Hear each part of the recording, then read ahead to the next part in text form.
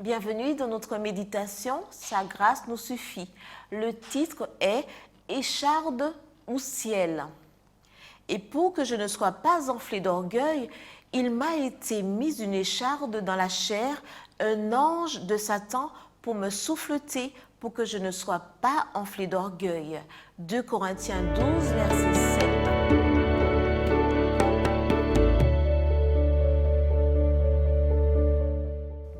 Corinthe était une ville commerciale et riche qui possédait 2 ports.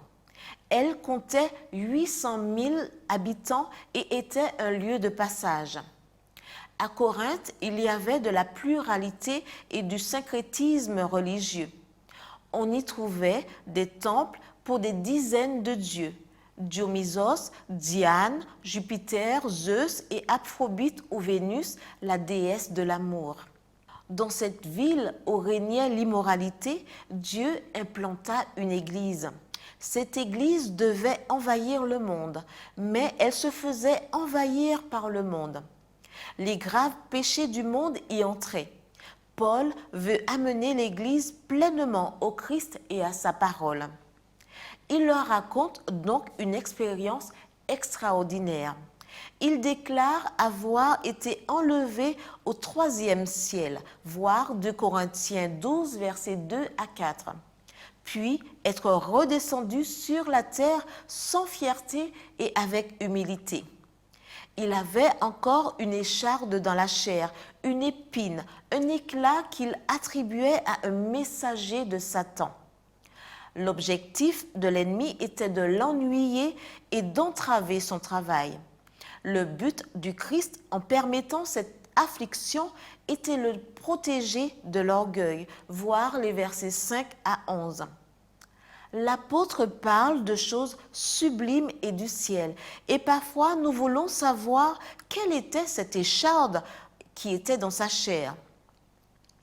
Quelle était l'écharde de l'apôtre? Des difficultés à voir, la myopie, l'astigmatisme, quelque chose de plus grave comme un glaucome? Nous ne savons pas exactement, mais nous savons qu'il a demandé la guérison, mais que le Seigneur lui a répondu « Ma grâce te suffit », voir le verset 9. Cette épine douloureuse et gênante n'allait pas l'empêcher de prêcher. Il préparait encore des âmes pour le ciel. Beaucoup passent sur leurs propres échardes et se réjouissent de voir celles des autres et de les exposer même sur les réseaux sociaux. Au lieu d'évangéliser avec le ciel, ils fraternisent avec les épines.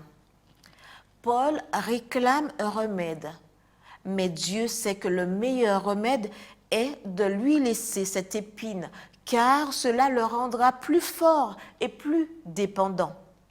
Il n'y a pas de place chez Paul pour la critique, il doit prêcher. Pas de place pour le murmure, il doit adorer. Le Seigneur ne lui a pas retiré l'écharde, mais il l'a remplie de sa grâce. Et c'était pour... Le Seigneur ne lui a pas retiré l'écharde, mais il l'a remplie de sa grâce. Et c'était plus que suffisant. En 1986, lors d'une tempête, le bateau d'Édouard Chifflette coula dans le golfe du Mexique. Édouard réussit tout de même à s'accrocher à du matériel de flottaison. 2 jours plus tard, il fut sauvé par les gardes-côtes. Il était calme, allongé sur sa jambe de bois. Ayant perdu sa jambe dans un accident de voiture quelques années auparavant, il avait toujours qualifié cette jambe artificielle de malheur. Mais elle était devenue son radeau de survie.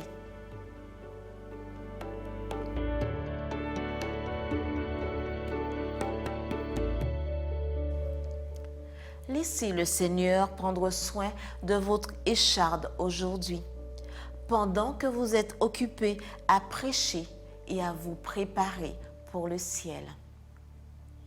Amen.